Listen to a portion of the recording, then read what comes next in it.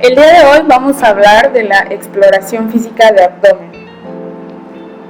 Vamos a hablar de las líneas, las regiones, la forma, el volumen, el estado de la superficie y también vamos a mencionar las técnicas y maniobras exploratorias simples, compuestas y armadas. También vamos a mencionar las maniobras básicas exploratorias de cada órgano y de la región abdominal. Vamos a iniciar con la exploración física y es importante recordar que esta va por pasos, iniciando por la inspección, seguida de la auscultación, seguida de la percusión y al final con la palpación.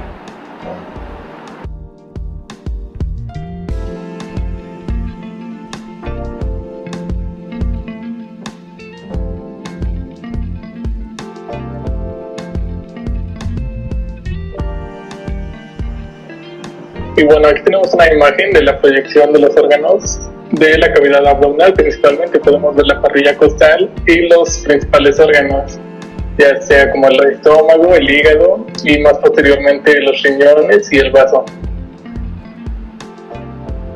Bueno, para iniciar con la inspección es necesario dividir el abdomen en 4 cuadrantes o en 9 regiones. Como ya conocemos al epigastrio, mesogastrio, hipogastrio, hipocondrio derecho e izquierdo, flanco derecho e izquierdo y las fosas ilíacas. Ahora, vamos a tener una inspección estática y una inspección dinámica. Para la inspección estática necesitamos primero observar el contorno abdominal. Si este presenta una forma plana, va a ser fisiológica generalmente en los pacientes delgados. Si este es globoso, nos va a hablar de una distensión o una ascitis. Y si este es en delantal, generalmente esta es en los adultos hombres obesos, o un abdomen batracio, que nos va a hablar de un abdomen prominente que va a caer a los lados. También tenemos un tipo de abdomen que es excavado o escafoide. Esta es en los pacientes caquéticos generalmente. También vamos a observar en la inspección las deformaciones, es decir, si hay una presencia de masas, hernias y eventraciones. Es importante también observar la piel, si existe una pigmentación. Por ejemplo, en los pacientes en el tercer trimestre de gestación presentan una línea morena muy característica. O, por ejemplo, las estrías en los pacientes con síndrome de Cushing, estas tienden a ser rosas. También vamos a observar si existe simetrías y asimetrías en el abdomen. Bueno, otra cuestión importante en la inspección va a ser la presencia de cicatrices. Si estas no llegan a ser mencionadas por los pacientes, aquí es el momento en las que van a ser observadas por el médico.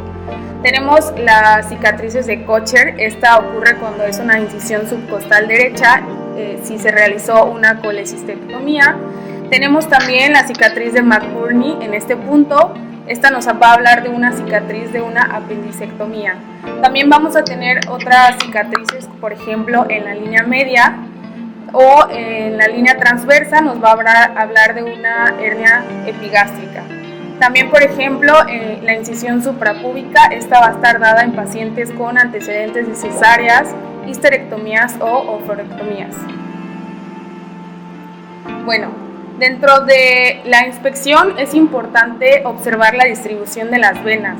Generalmente nos va a hablar de un drenaje venoso a partir del ombligo hacia arriba y a partir del ombligo hacia abajo. Esto es lo esperado, pero en pacientes que presentan una hipertensión portal, esta distribución del drenaje venoso va a cambiar, haciendo esta red que generalmente se le conoce como red de Medusa. Y en pacientes cuando tienen una obstrucción de la vena cava inferior, esta red venosa va a cambiar y va a hacer la distribución hacia arriba. Bueno, ¿y cómo vamos a evaluar la dirección de la sangre? Pues con una maniobra muy simple que se conoce como ordeñamiento de las venas.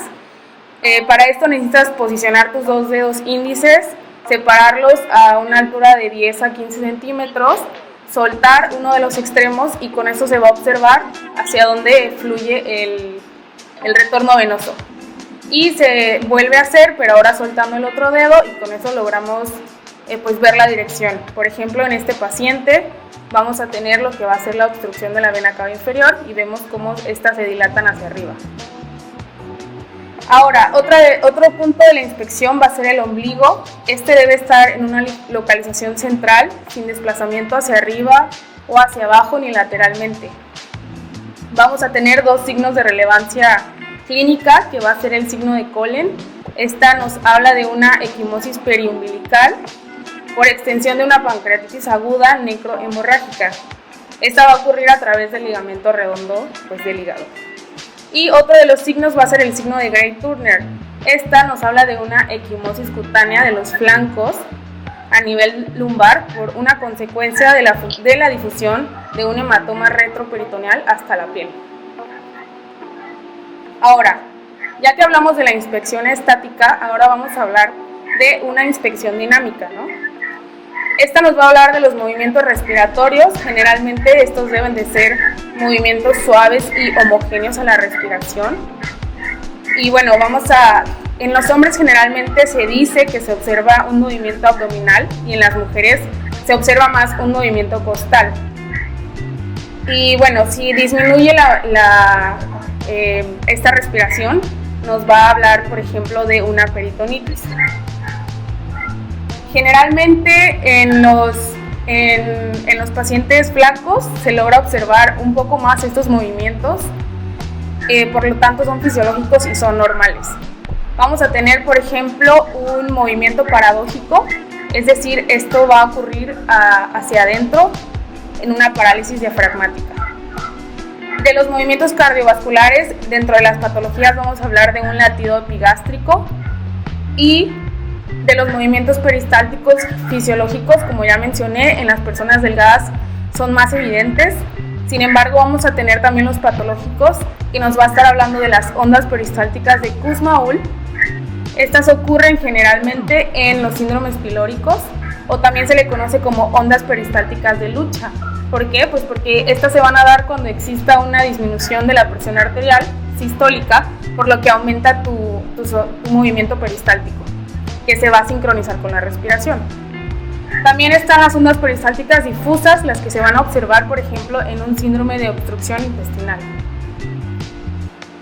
Y bueno, como ya les mencioné, en la obstrucción intestinal también pueden verse estas ondas peristálticas y se asocian con la distensión abdominal, y los sonidos intestinales hiperactivos pues nos van a sugerir la presencia de esta obstrucción.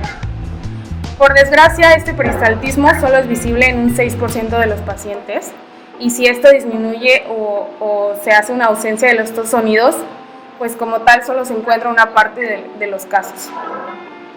Ahora, otro de los patrones que se observan cuando existe una distensión abdominal causada por una obstrucción del intestino delgado va a ser justamente este patrón en cucharón. O también tenemos el patrón en U invertida cuando ocurre una obstrucción en el intestino grueso. Ok, ahora vamos a hablar de la auscultación. Es importante que esta técnica sea realizada después de la inspección para que no afecte los sonidos intestinales. Ahora, la auscultación, ¿para qué nos va a servir? Bueno, va a evaluar la motilidad intestinal o la presencia de ruidos vasculares. La auscultación puede revelar soplos, como ya dije, ruidos vasculares parecidos a los soplos cardíacos sobre las arterias abdominales. Si el paciente generalmente va por consulta que tiene hipertensión, generalmente se tiene que auscultar sobre el epigastro y sobre estos cuadrantes, bueno, sobre estas regiones para determinar si existen soplos. Se dice que entre el 4 y el 20% de los sujetos sanos tienen soplos abdominales. Y bueno, para esto vamos a colocar el diafragma del estetoscopio sobre el abdomen. Vamos a escuchar su frecuencia y sus características. Generalmente estos se describen como chasquidos y borboteos, que aparecen de forma irregular, y su frecuencia va de 5 a 35 por minuto.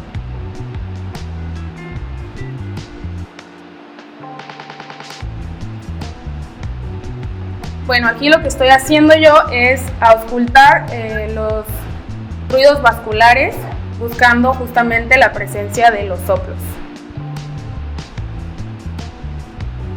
Como ya sabemos, un soplo es pues nos puede reflejar la presencia de un flujo turbulento y nos va a indicar vasculopatías.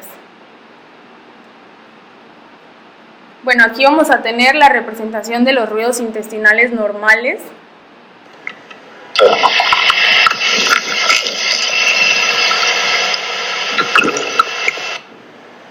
Y el aumento de estos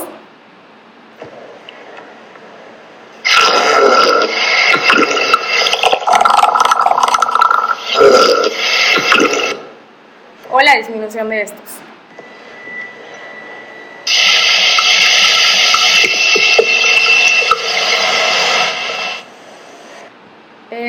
Podemos escuchar también los soplos arteriales.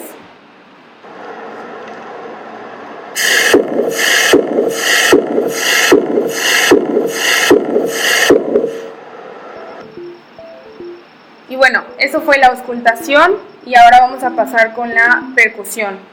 La percusión nos va a ayudar para evaluar la cantidad y distribución del gas en el abdomen, para identificar masas sólidas o llenas de líquido y también para calcular los tamaños de los órganos viscerales. Se van a escuchar dos fenómenos. Va a existir un timpanismo cuando existe gas dentro de la cavidad o cuando van a ser zonas dispersas de matidez, es decir, por la presencia de líquidos y heces dentro de esta. Y también se va a escuchar un timpanismo, que es muy importante mencionarlo, cuando se encuentra la obstrucción y la perforación abdominal. Vamos a encontrar matidez en estructuras sólidas, en órganos sólidos. Si existe matidez en ambos flancos, se va a tener la sospecha de ascitis. También en casos fisiológicos vamos a tener un útero gestante, una vejiga distendida o ya en casos patológicos un tumor ovárico, hepatomegalia o una esplenomegalia. Esto cuando se hace la percusión en órganos viscerales.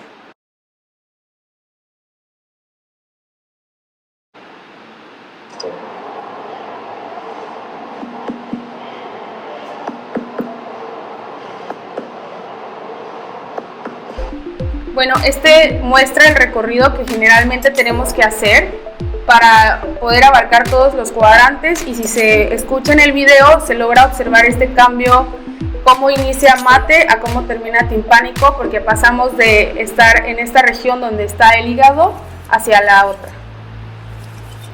Y bueno, vamos a seguir con la palpación. La palpación se va a dividir en dos formas. Primero se va a llevar a cabo una superficial sistemática de los 4 cuadrantes o de las 9 regiones. Y bueno, si el paciente refiere dolor de un lado, vamos a tratar de iniciar del otro lado y terminar donde le duele. Para la palpación superficial, esta va a ser suave, nos va a ayudar a detectar la sensibilidad abdominal y la resistencia de los músculos y algunos órganos y masas muy superficiales. Es importante que esta se lleve a cabo con la mano y el antebrazo en un plano horizontal al abdomen. Los dedos deben estar juntos y debe ser ligero y muy suave este movimiento, no mayor a 1 centímetro. Ahora, para la palpación profunda esta es necesaria para definir por completo los órganos abdominales y detectar masas menos evidentes. Para esta vamos a utilizar las dos manos. Se va a llamar palpación profunda o bimanual, donde la otra mano va a ayudar ejerciendo presión mayor a 1 centímetro. Ahora, las masas abdominales pueden clasificarse de varias maneras. Van a ser fisiológicas, normales en un útero gestante, pueden ser inflamatorias cuando va a haber diverticulitis del colon, pueden ser vasculares en un aneurisma aórtico abdominal, neoplásicas cuando exista cáncer de colon, o obstructivas cuando la vejiga esté distendida o un asa intestinal esté dilatada. Bueno, es importante identificar cualquier zona de dolor o mayor resistencia a la palpación. Generalmente los médicos observan el rostro del paciente, ya que cuando estás en una zona de dolor cambia totalmente, y si se aprecia resistencia se tiene que distinguir si esta es voluntaria o es involuntaria. Cuando es involuntaria, este espasmo muscular nos va a hablar de una inflamación peritoneal. Y bueno, en este apartado de la palpación podemos destacar pues algunos puntos dolorosos. Hay varios puntos dolorosos, pero podemos destacar 3 principalmente, los cuales conforman el triángulo apendicular y que pues son dolorosos a la palpación en el caso de una apendicitis principalmente. Tenemos el punto de McBurney, el cual se encuentra en una línea que se traza, una línea imaginaria que se traza desde la espina ilíaca antero superior derecha hacia el ombligo. El punto de McBurney se encuentra en el tercio medial, en el tercio proximal a la espina ilíaca antero superior. Por otro lado, tenemos el punto de Morris sobre la misma línea en el tercio proximal al ombligo. Y tenemos al punto de Lance, el cual está ubicado en la intersección entre la línea ilíaca con el borde lateral del recto mayor del abdomen, como podemos ver en la imagen. Se forma un triángulo y se dice que pues en este triángulo principalmente vamos a encontrar la implantación de la mayoría de los apéndices, por lo que una apendicitis generaría dolor a la palpación en cualquier región de este triángulo. Ahora vamos a hablar de las maniobras básicas exploratorias de los órganos abdominales. Vamos a iniciar con la percusión del hígado. Se va a medir la extensión vertical de esta matidez, iniciando por la línea media clavicular derecha, debajo del ombligo, en el cuadrante inferior derecho. Se va a iniciar en una zona de timpanismo y no de matidez principalmente, hasta ir subiendo, hasta encontrarnos ahora sí con la matidez del hígado, así como se está representando en el video. Para identificar el borde superior de la matidez, se va a iniciar igualmente en la línea del pezón. Se va a percutir ligeramente desde la resonancia pulmonar hasta la matidez hepática, y así se delimita el borde superior. Ahora, las dimensiones normales pueden estar mayormente más elevadas en los hombres y en las personas altas. Si el hígado parece aumentado de tamaño, delimite su borde inferior percutiendo otras zonas. Yo les hablé de esta que ocurre en la línea media clavicular, sin embargo, también se puede llevar a cabo en la línea media costal, de la misma manera, iniciando desde el ombligo hacia arriba y desde el esternón hacia abajo. Este cálculo del tamaño del hígado por percusión es muy preciso, por lo tanto es importante llevarlo a cabo de la mejor manera. Ahora, existe una técnica llamada puño-percusión indirecta que nos va a hablar principalmente de la hipersensibilidad dolorosa del hígado. Esta, como vamos a ver más adelante en los riñones, se va a colocar la palma de la mano sobre la caja costal y con la otra mano se va a golpear ligeramente la superficie cubital. Es importante que se comparen las dos sensaciones, ya que generalmente el hígado sano no produce dolor. Si llega a presentar dolor, nos está hablando de una inflamación, como en la hepatitis, o de una congestión, como en la insuficiencia cardíaca. Para la palpación del hígado es importante que los dedos estén extendidos hacia adelante, las puntas en la línea media clavicular derecha, y vamos a pedirle al paciente que inspire profundamente, y en ese momento vamos a tratar de tocar el borde inferior del hígado. Van a existir otras dos técnicas en la cual los dedos van a estar paralelos al borde costal y tratando como de meter la mano en el momento que él respire. Existe la otra, palpación en gancho, que esta generalmente es cuando los pacientes, se les realiza cuando los pacientes no se les puede inspeccionar, ya que presentan los músculos del abdomen muy tensos, o si son personas obesas, esta es la más recomendada para ellos. Y solamente pones tus dedos sujetando la parrilla costal, igualmente en inspiración para tocar el borde inferior. Existe otro método alternativo para lograr auscultar el hígado. Esta se conoce como técnica de rascado, y esta se dice que se rasca ligeramente la superficie del abdomen moviéndose hacia el hígado, y cuando logre intensificarse el sonido es porque hemos llegado hasta el hígado. Ahora vamos a hablar de la vesícula biliar. Como tal, es muy difícil palparla, ya que, como sabemos, esta se encuentra debajo del borde hepático, lateral al músculo recto del abdomen. Una vesícula que sea palpable y dolorosa nos va a indicar colecistitis, mientras que si existe un aumento que no es doloroso, nos va a sugerir una obstrucción del colédoco.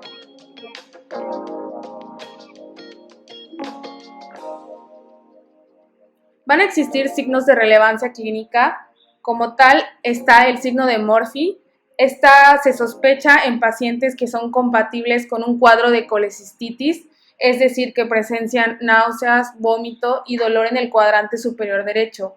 Este signo se caracteriza por la detección dolorosa a la inspiración, ocasionada por la palpación del médico en el borde. Esto nos va a indicar una vesícula biliar inflamada. Cuando tú le pides al paciente que inspire y ésta detiene la inspiración por tu palpación, nos dice un signo de Murphy positivo. Existe el otro signo de Boas, que nos habla de una zona de hipersensibilidad en el ángulo costofrénico derecho.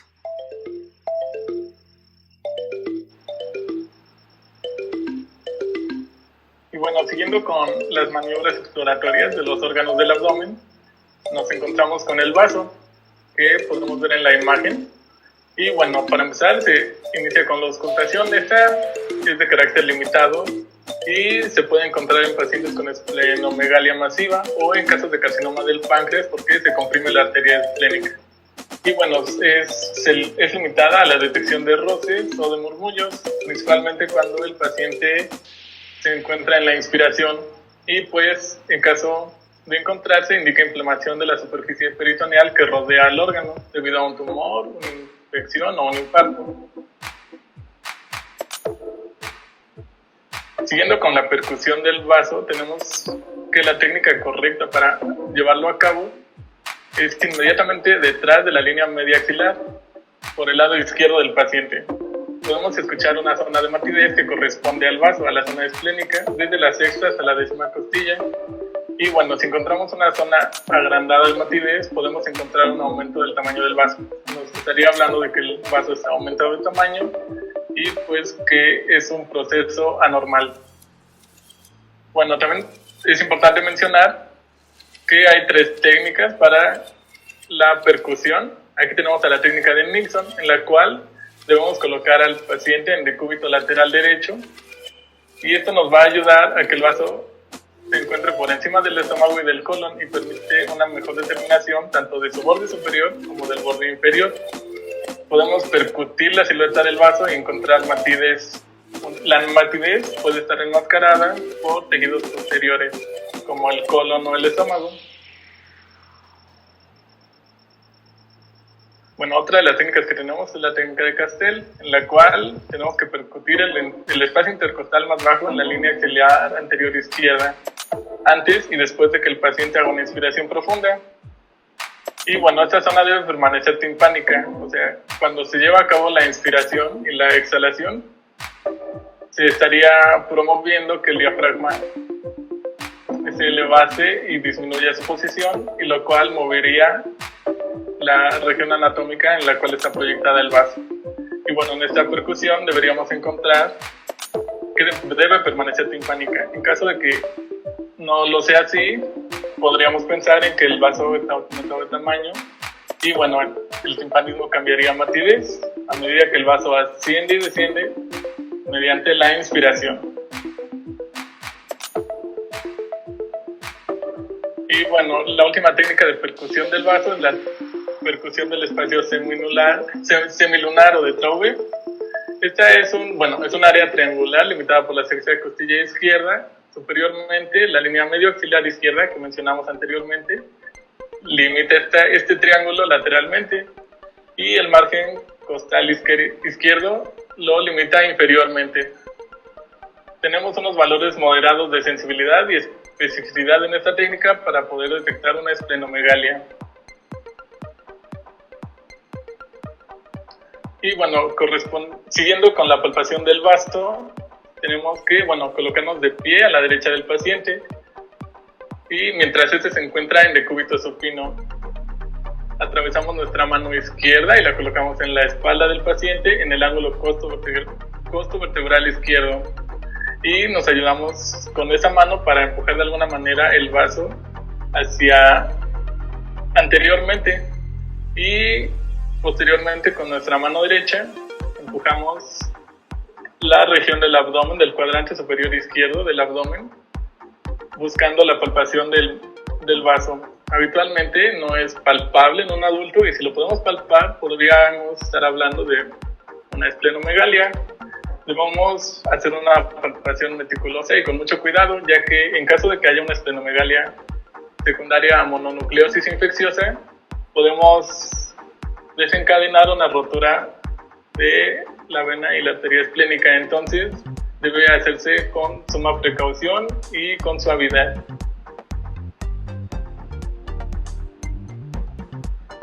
Y bueno, la palpación se repite con el paciente en decúbito lateral derecho, que esto nos ayuda a que el vaso se encuentre en una mejor posición, ¿no? Que el estómago se pueda recorrer de alguna manera y que nos permita palparlo de una mejor forma, de una forma más óptima.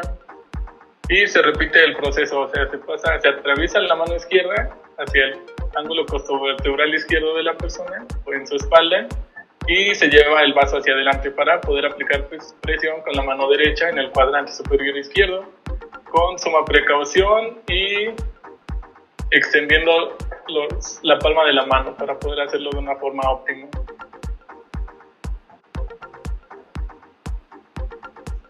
Bueno, vamos a hablar del páncreas. La exploración de este es muy limitada. Principalmente se realiza para detectar un engrosamiento pancreático masivo, como en los pseudoquistes o en el cáncer. Vamos a tener un signo de Mayer-Gay, que esta nos habla de una sensibilidad dolorosa a la percusión de la columna toracolumbar o la palpación del cuadrante superior izquierdo. Los pacientes se van a posicionar de cúbito lateral derecho y con las rodillas flexionadas. Si existe dolor, va a ser un signo de Mayer-Gay. En el caso del riñón, para llevar a cabo la palpación debe repetirse más o menos la maniobra que se utilizó con el vaso, pero pues obviamente en una región diferente. De la misma forma, pues nos colocamos en el lado contralateral del paciente al riñón que vamos a inspeccionar y pasamos la mano izquierda por debajo por su espalda, y esto nos va a ayudar a poder empujar un poco su riñón hacia adelante para poder palparlo con la mano derecha. En el caso del riñón izquierdo, vamos a pasar nuestra mano izquierda por debajo de la 12ª costilla en el arco costovertebral. Y bueno, la mano derecha en el cuadrante superior izquierdo lateral, paralela al músculo recto. Se le debe pedir al paciente, esto es muy importante, que inspire profundamente. Es también importante mencionar que es infrecuente su palpación, o sea, como encontramos a los riñones en una región posterior del abdomen, es infrecuente su palpación, es complicado poder llegar hasta esa zona, y bueno, poder llegar a palparlo nos podría estar hablando de alguna anormalidad. El proceso se repite para el riñón derecho, una mano sobre la espalda en el arco costovertebral, y con la otra mano nos apoyamos en el abdomen. Y bueno, las causas del aumento del tamaño de los riñones podrían ser hidronefrosis, quistes o tumores. El aumento bilateral podría indicarnos de una poliquistosis renal. Siguiendo con las maniobras exploratorias del riñón, tenemos a la percusión. Este es muy importante y se lleva a cabo en el ángulo costovertebral formado por el borde inferior de la 12ª costilla y la apófisis transversa de las primeras vértebras lumbares. Esta, como podemos ver en la imagen, delimita una región en la que podemos encontrar el polo inferior del riñón, y en este sitio se va a llevar a cabo la percusión. Se le llama puñopercusión renal o también signo Giordano, y normalmente en condiciones normales al paciente no le debe doler. En caso de que duela, podríamos estar hablando de un cólico renal. Esta técnica de la puñopercusión dolorosa se lleva a cabo, como podemos ver en la imagen, ya sea con una sola mano o bimanual. Y como mencioné anteriormente, se debe percutir sobre el ángulo costovertebral correspondiente al riñón que estemos explorando. Y siguiendo con la vejiga, bueno, esta en condiciones normales no se puede palpar a menos que esté distendida con orina. En este caso, usted la podrá palpar como una masa suave, redonda y tensa. Para poder determinar la proyección de una vejiga distendida, nos podemos ayudar de la percusión. Una vejiga distendida se menciona que nos producirá una nota de percusión más baja. a diferencia del intestino que lo rodea, el intestino circundante, que estará lleno de aire y producirá una percusión más alta.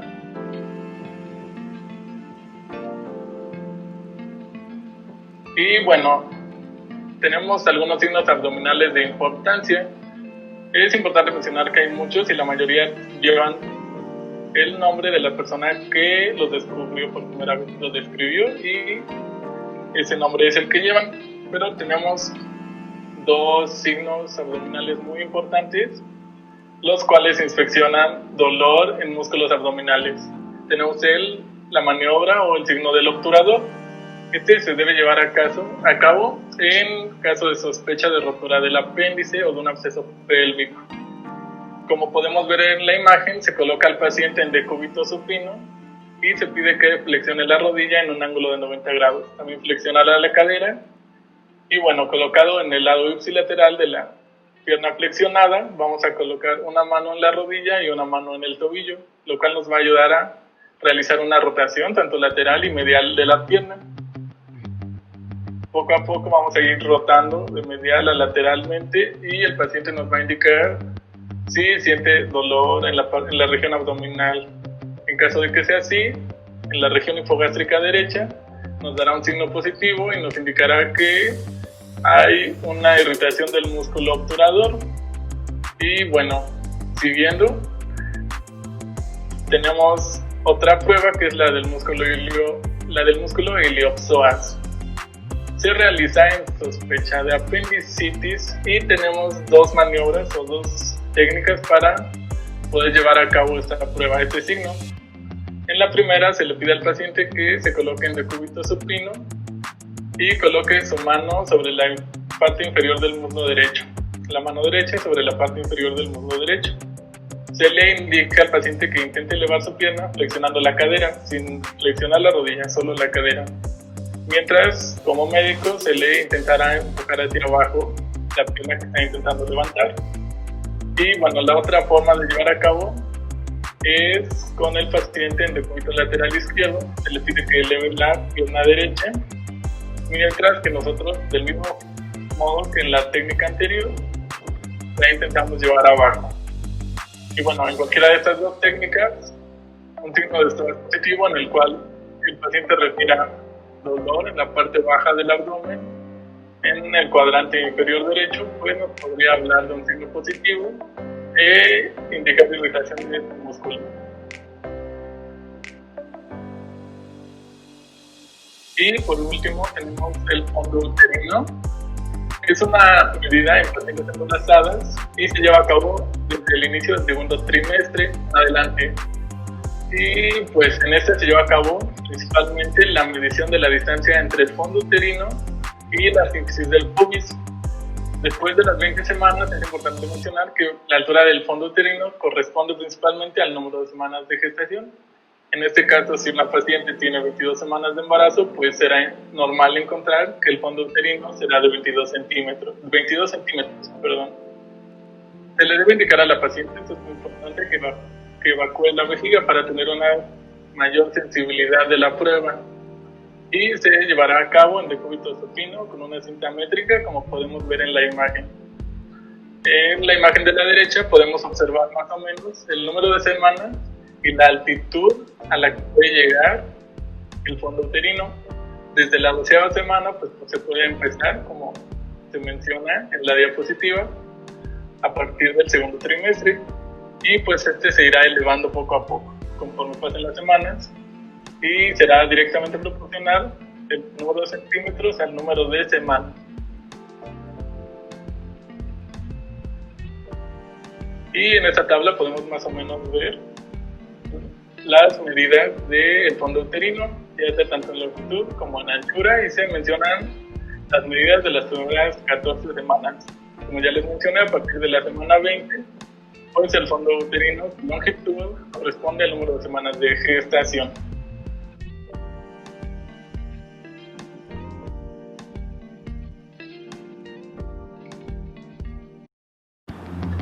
Hola a todos, en esta ocasión vamos a hablar de la exploración física de la región inguinal. Para empezar a hablar de esta, es importante mencionar una estructura anatómica que se conoce como triángulo inguinal. Esta va a estar compuesta o delimitada superiormente por el ligamento inguinal. Medialmente vamos a tener al aductor largo y lateralmente vamos a tener al músculo sartorio.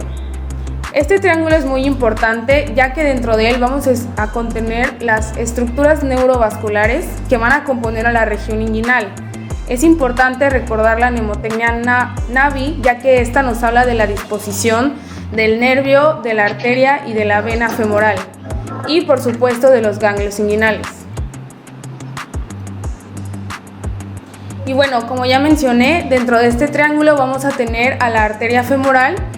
Es un punto importante de referencia clínica, ya que de aquí se va a tomar el pulso femoral.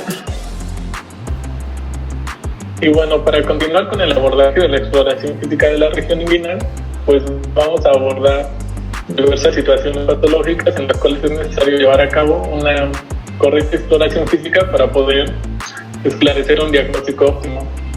Y en primer lugar tenemos a las hernias, las cuales son una protrusión de un saco recubierto de peritoneo a través de un defecto de la pared abdominal, ya sea que se abra la fascia del músculo y que por este compartimento empieza a salir contenido intestinal. Y bueno, es importante clasificar a las hernias. Tenemos 3 tipos principalmente y están ordenados en base a de lo menos grave a lo más grave. En primer lugar tenemos a la hernia reducible, que es aquella cuyo contenido se puede devolver a través del defecto facial a la cavidad abdominal sin necesidad de intervenir quirúrgicamente. Estas hernias pueden llegar a agravarse y convertirse en una hernia encarcelada o estrangulada. Y bueno, una hernia encarcelada, en segundo lugar, es aquella cuyo contenido no se puede devolver a la cavidad abdominal sin una intervención quirúrgica. Es decir, que es necesario intervenir forzosamente para poder regresar el contenido del saco abdominal a la cavidad abdominal. Y por último tenemos a la hernia estrangulada. Esta es la más grave de las 3 y es una hernia encarcelada cuyo suministro de sangre a las estructuras herniadas está comprometido. Esta representa una emergencia quirúrgica porque se podría producir isquemia y necrosis tisular si no se restablece el flujo sanguíneo adecuadamente. Entonces, pues es importante su abordaje y su tratamiento lo más rápidamente y eficazmente posible. Y bueno, es importante mencionar que hay varios tipos de hernia y los propósitos de esta investigación se centran en 3 principalmente. En primer lugar, tenemos las hernias inguinales, las cuales pueden ser de 2 tipos, indirecta y directa. Una hernia inguinal indirecta es aquella de que el saco atraviesa el anillo inguinal interno profundo y penetra en el canal inguinal. Este es el tipo de hernia más común y es muy importante mencionar que es más frecuente en hombres. Comúnmente se diagnostica en niños y en algunas ocasiones en adultos jóvenes. Posteriormente tenemos el otro tipo de hernia inguinal, que es la directa. Y bueno, este tipo de hernia se caracteriza porque se sitúa a nivel medial al anillo inguinal interno. Pasa directamente a través de la pared muscular y facial del abdomen. Se encuentra medial a los vasos epigástricos inferiores dentro del triángulo inguinal. Y bueno, esta se diferencia de las hernias inguinales indirectas en que estas no viajan a través del conducto inguinal, a través del canal inguinal. Estas pues salen sobre la pared abdominal, pero no atraviesan el conducto inguinal. Solo salen por el anillo inguinal más profundo, a diferencia de las hernias inguinales indirectas. Y por último, siguiendo, tenemos a la hernia femoral oclural. Esta es mucho más frecuente en mujeres, a diferencia de la hernia inguinal indirecta, la hernia femoral es mucho más frecuente en mujeres. Y en esta vamos a ver el paso del contenido intestinal por debajo del ligamento inguinal hacia el canal femoral, cuyos límites pues son la cintilla iliopúbica por delante, el ligamento de Cooper por detrás y la vena femoral por el canal y la vena femoral lateralmente, perdón. Y bueno, es importante mencionar, pues como se ve en la imagen, ahí tenemos el canal femoral y lateralmente podemos observar tanto la vena, la arteria y el nervio femoral. Y bueno, este tipo de hernias van a salir a través del conducto femoral. Es importante también mencionar que la incidencia en este tipo de hernias a una estrangulación o un encarcelamiento es altamente elevada. Entonces, pues es importante esclarecer un diagnóstico óptimo y rápido para poder llevar a cabo la intervención necesaria. Y bueno, en la exploración física de este tipo de padecimientos, en primer lugar, tenemos a la inspección. Al momento de inspeccionar al paciente, debemos comparar un lado con el otro, pidiéndole al paciente toser o realizar una maniobra de Valsalva. La maniobra de Valsalva nos ayuda porque aumenta la presión intraabdominal. Esta consiste en intentar sacar el aire, pero con la glotis cerrada y tapando los orificios nasales. Y esto conlleva a que el aire intente salir por el conducto auditivo. Y como mencioné anteriormente, nos ayuda a que aumente la presión intraabdominal y que podamos distinguir a las hernias de una manera más clara. Y bueno, continuando con la exploración de las hernias, tenemos a la palpación. Tenemos que esta debe ser metódica. Debemos palpar todas las cicatrices buscando debilidades y puntos dolorosos. Esto es en caso de alguna hernia secundaria a una incisión quirúrgica que no haya cerrado de forma correcta. Debemos palpar el canal inguinal en los hombres y puede resultar óptimo realizar la exploración con el paciente en posición en decúbito supino y de pie.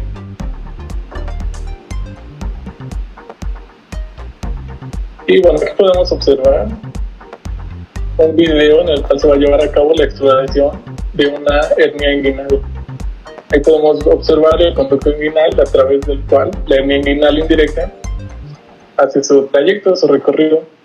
Para poder empezar a explorar, se debe imaginar la piel del escroto con el dedo índice y buscar el conducto inguinal.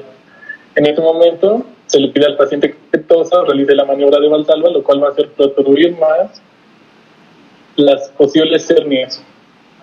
Y de esta manera, poder esclarecer un diagnóstico más óptimo. Una exploración física mucho más correcta. Bueno, yo les voy a hablar de la palpación de los ganglios inguinales. Como tal, los ganglios inguinales se van a dividir en dos, los superficiales y profundos. Sin embargo, solo es posible la palpación de los superficiales, que se van a dividir en superiores e inferiores.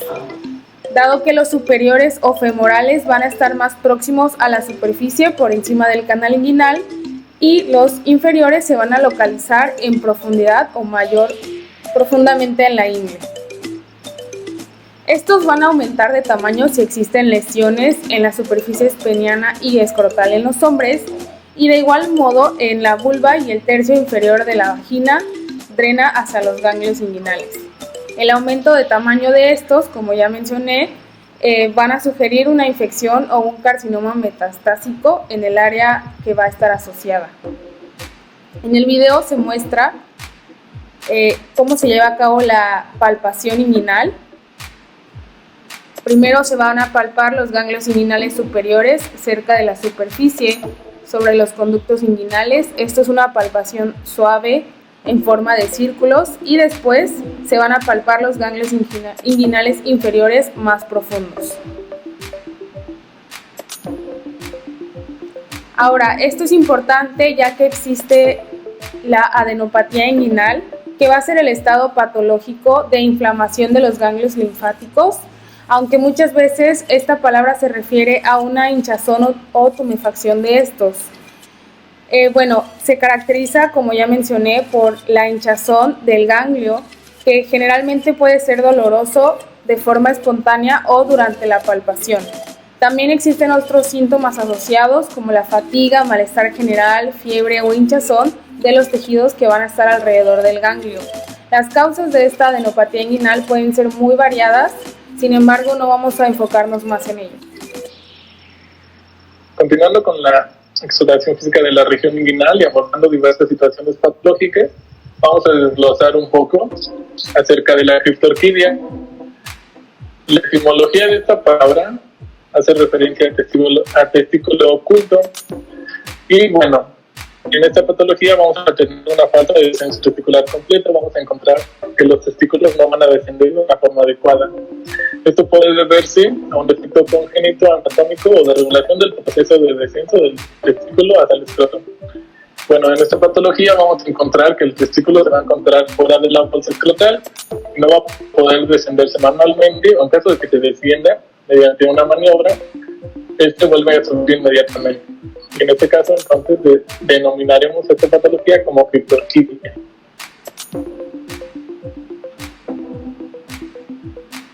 Continuando con el tema, tenemos la imagen en la cual podemos visualizar las posibles posiciones de un testículo no descendido. Tenemos 5 principalmente, que son la intraabdominal, la inguinal profunda, la inguinal superficial, la raíz del muslo y la región perineal. Es importante también hacer la aclaración de que puede que el testículo esté ausente, y ya sea tanto en este caso como que el testículo esté ausente o esté intraabdominal, en el número 1 que podemos ver marcado aquí, la única manera de esclarecer ese diagnóstico sería mediante una laparoscopía diagnóstica. Y bueno, para llevar a cabo una correcta exploración física, debemos llevar a cabo la palpación atenta de la bolsa escrotal y de la región inguinal con el niño relajado. Se debe colocar al niño en posición de cúbito supino con las piernas separadas. También se puede llevar a cabo con el niño sentado y las piernas cruzadas. El examen incluye una inspección en la cual se debe visualizar la posición de las bolsas escrotales, observar si existe asimetría de estas bolsas y el aspecto en general de los genitales del paciente pediátrico.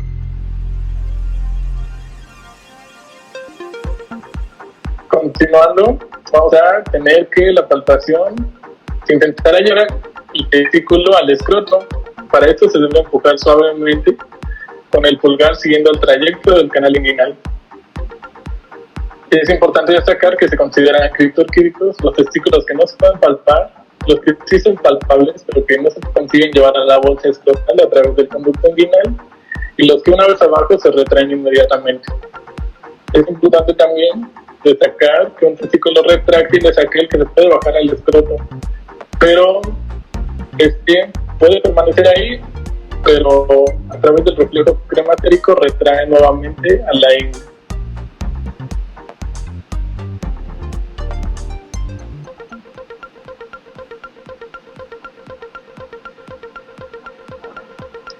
Y aquí tenemos un video donde se lleva a cabo la exploración física.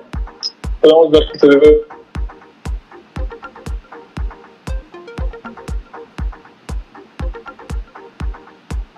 coloca la mano derecha sobre el conducto inguinal y se procede a descender el testículo.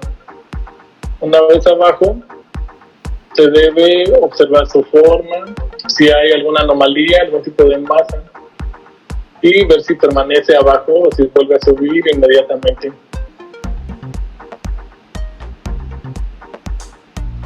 Se repite el proceso del otro lado y se evalúa la consistencia de ambos testículos. También es importante describir la simetría y las características de la bolsa escrotal, y si es difícil o se complica de alguna manera llevar el testículo a través del canal inguinal hacia la bolsa escrotal.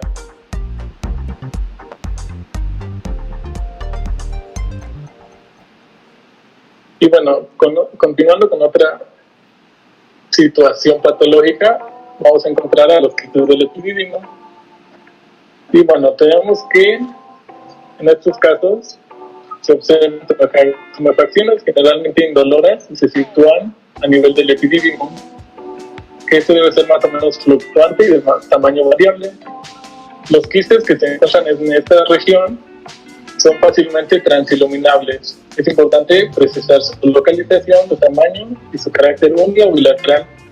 Vamos a tener que podemos encontrar dos tipos, los quistes simples y los espermatoteles. Como en el caso de esta imagen, podemos encontrar que en el lado derecho hay una masa paratesticular a la altura del epidídimo. Y bueno, es trascendental mencionar que la gran mayoría de tanto de los quitos como de los espermatoceles son benignos. Y bueno, la exploración física es inespecífica porque pues solo aparece una masa paratesticular que se desarrolla a expensas de la cabeza del epidídimo, que pues generalmente es indolora, y para poder llevar a cabo un diagnóstico más certero es preciso auxiliarse de una tomografía computarizada. Continuando con la exploración física del epidídimo, podemos mencionar que se lleva a cabo con la técnica de Chivazú, en la cual el testículo queda fijado por la mano izquierda y el índice derecho, como podemos ver en la imagen, imagina la piel de la bolsa escrotal y busca y localiza la cabeza del epidídimo, la cual pincha con el pulgar. Es importante pues mencionar las características que este debe tener. Debe ser liso, discreto y mayor en la zona cefálica. Nunca debe ser doloroso la palpación. Se debe poder palpar el apéndice del epidídimo, una irregularidad en la superficie cefálica. Y eso sería todo sobre región inguinal. Esperamos hayan entendido de una manera correcta el tema y agradecemos su atención.